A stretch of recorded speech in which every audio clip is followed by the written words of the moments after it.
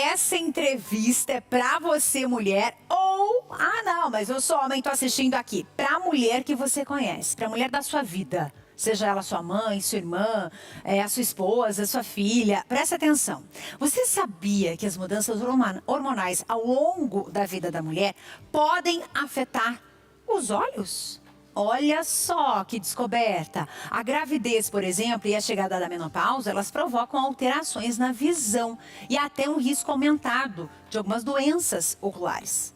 Mas do que se trata isso? Estou aqui com ela, a doutora Simone Piloto, que é oftalmologista e vai tirar as nossas dúvidas todas. Bem-vinda, doutora. Obrigada, boa tarde. Bom estar aqui.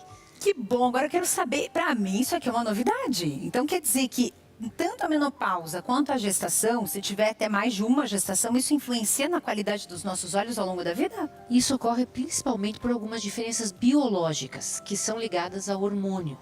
Então, assim, elas são muito mais comuns na menopausa, porque nós temos umas glândulas nos nossos olhos que são responsáveis pela produção da lágrima, que sofrem influência do estrogênio, dos andrógenos.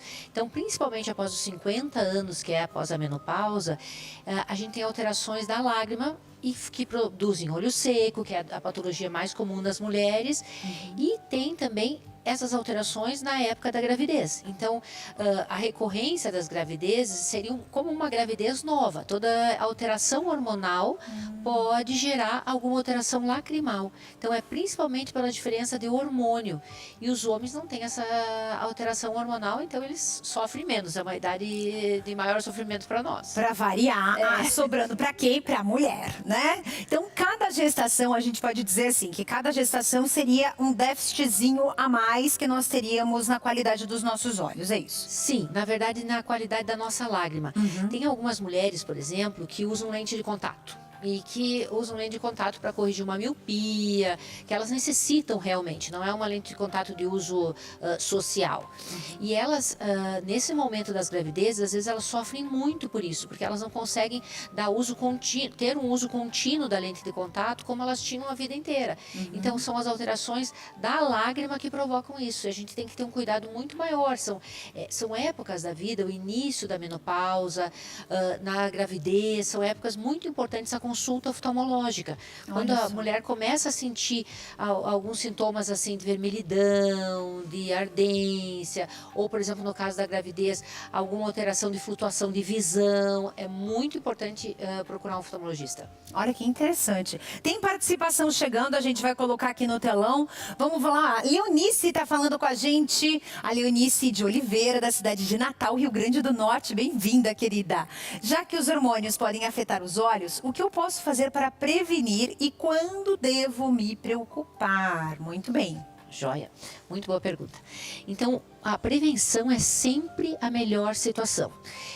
O que a gente tem que pensar? Que é o envelhecimento que leva a maioria das doenças oculares. Então, uma degeneração macular, que é uma alteração da retina, ou mesmo uma síndrome do olho seco, vem pelo nosso envelhecimento, pela queda de hormônios. Então, a alimentação é uma coisa muito importante, é um fator muito importante para a gente ter menos estresse oxidativo, menos envelhecimento. Então, a gente tem que prestar muita atenção à alimentação, aos exercícios, ao vitamina D, uso de ômega ou não. Por isso que tem que estar com todos esses hormônios, essas consultas regulares, por exemplo, uma consulta ginecológica, que geralmente na mulher é a que se faz essa prevenção, de ver como estão as regulações de hormônio, de tudo, são muito importantes. E com relação aos olhos, é a sintomatologia, o que vai levar você. A gente sabe que após os 40 anos, a gente tem uma maior incidência de doenças oculares. Isso já não só nas mulheres, mas em toda a população em geral, glaucoma, algumas outras doenças. Então, a gente tem que manter uma consulta oftalmológica de rotina sempre agendada. A gente, uma vez por ano, não só quem usa óculos, porque quem usa óculos acaba procurando seu oftalmologista e vai para trocar o óculos, para fazer a consulta de rotina, mas aquele paciente que não tem nada, às vezes é o que mais sofre, porque ele não, nas doenças que a gente poderia prevenir, ele acaba não visitando o oftalmologista. Então, lembrar que após os 40 anos, a consulta oftalmológica deve ser incluída na rotina. Tem mais uma interação chegando, vamos lá? Pode colocar aqui na tela, por favor. Maria Josefa, de Salvador, Bahia. Hoje a gente está em tudo quanto é canto. Beijo, Maria, bem-vinda. Oi, Carla, quais hormônios estão mais relacionados a mudanças na visão? Vamos lá, doutora. Olha, principalmente o estrogênio. Então, a gente sabe que que o estrogênio é responsável por isso, que existem mais do que um tipo de olho seco. Isso é importante falar. Quem vai diagnosticar isso, fazendo uma boa anamnese, uma boa consulta, é o oftalmologista na hora que que você vai à consulta do oftalmologista. Mas para o paciente é importante ele saber assim que a queda do estrogênio é a principal causa de olho seco, que é a patologia mais comum. E o estrogênio é responsável pela produção da nossa lágrima. Então, assim, tem pacientes que dizem, mas um dos sintomas, eu fico lacrimejando e eu venho aqui e vocês me dizem que eu tenho olho seco. Eu tenho alguns pacientes que procuram. Justamente porque a gente perde a qualidade da lágrima, nem sempre é só a quantidade, às vezes é a qualidade da lágrima, que a lágrima não consegue aderir, ela tem camadas. Então, essas camadas da lágrima podem perder a sua integridade e fazer os sintomas do olho seco. Você falando, doutora, me veio muito na cabeça algumas partes do nosso corpo que a gente tem a mania de achar que elas não fazem parte de um corpo. Por exemplo, cabelo, unha e olhos. Parece que a gente não... Tudo que a gente consome, a impressão que nos dá é que não vai para essas áreas do corpo. E vai. Então, assim, o ideal aí, nesse caso, seria o quê? O oftalmologista trabalhar junto com o ginecologista, por exemplo, no caso das mulheres, para fazer uma avaliação hormonal primeiro, para testar um conjunto de vitaminas, de reposição, para ver o que pode melhorar? Sim, muito importante. Bem pensada essa tua pergunta, porque o que acontece? Muitas vezes, o primeiro profissional que você procura é o oftalmologista e a gente direciona para um ginecologista ou às vezes para um endócrino até em algumas outras doenças. Então é muito... E às vezes é o contrário, é o reumatologista ou é o ginecologista que nos encaminha. Então é um trabalho conjunto e juntamente com isso, eu acho assim importante a gente falar também do exercício, da interação social, porque a gente sabe que tudo isso é responsável por diminuir o nosso envelhecimento, a gente melhorar o nosso cognitivo, né? Então é muito, muito importante os profissionais trabalharem juntos.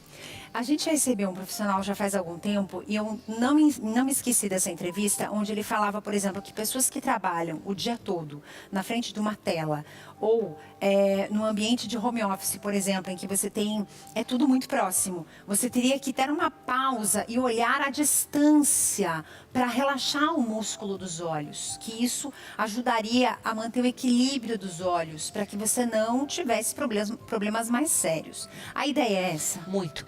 Sabe que o nosso mundo, hoje em dia, é um mundo, eu sempre digo para os pacientes, de uns 2 metros. E pós-pandemia, isso acentuou muito a história do Zoom, a história do online, que era um mundo que a gente nem vivia tanto. Já era um problema passar no computador o dia inteiro em algumas profissões, mas acentuou muito pós-pandemia. Então, o que acontece? O nosso músculo, que é responsável por essa visão de perto, ele cansa. A gente passa o tempo todo numa distância, só naquela distância fixa, curta. Então, parar, olhar para longe, que daí ele relaxa e voltar para a nossa atividade. Existem até algumas leis que fazem, que deveriam ser cumpridas, mas a gente sabe que às vezes não é viável. Então, a gente tem que se disciplinar. Você está ali trabalhando no computador, até a altura da tela é muito importante. Então, assim, nada de tela muito acima, nada de tela muito abaixo. Na altura, mais ou menos, dos teus olhos, você está trabalhando, para um pouco, olha para longe, olha para uma janela. O privilégio de quem trabalha assim, com uma janela aberta, com alguma coisa, é grande. Então, mas se não, mesmo que não for possível, tá ali no computador, olha para longe. As reuniões, por exemplo, serem presenciais é tão importante hoje em dia, né? Que às vezes assim virou tudo aquele Zoom. Então é o fato de você tá na tela, você olha para um colega, isso ajuda muito, porque relaxa aquele músculo dos olhos e você cansa menos. Você chega ao final do dia sem aquela sensação de que você trabalhou 3 vezes mais. E para quem é jovem? A gente falou aqui de quem já está na fase dos filhos ou já está indo para a menopausa, né? Mas e para aquela mulher mais jovem, né? Não só para a mulher, mas para o menino também, né? Para os jovens adultos ou para o finzinho da adolescência, início aí da fase jovem. Olha, principalmente o público que mais assim precisa disso são as crianças. A gente nota e tem assim o Conselho Brasileiro de Oftalmologia, a Sociedade de Oftalmologia tem trabalhado muito no controle da miopia. É um avanço assim grande na saúde, só que ao mesmo tempo que o avanço está acontecendo, a gente está retrocedendo em alguns hábitos. Então é o uso intenso de celular, crianças assim com muito tempo de celular.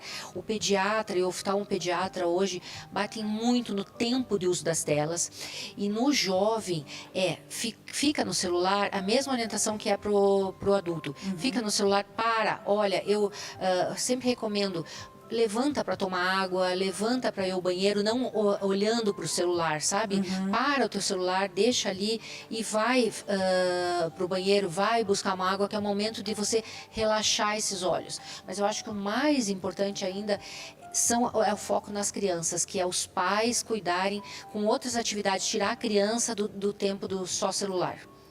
Olha aí, ó. Dica tá dada. Você ouviu, né? Não sou eu que tô falando.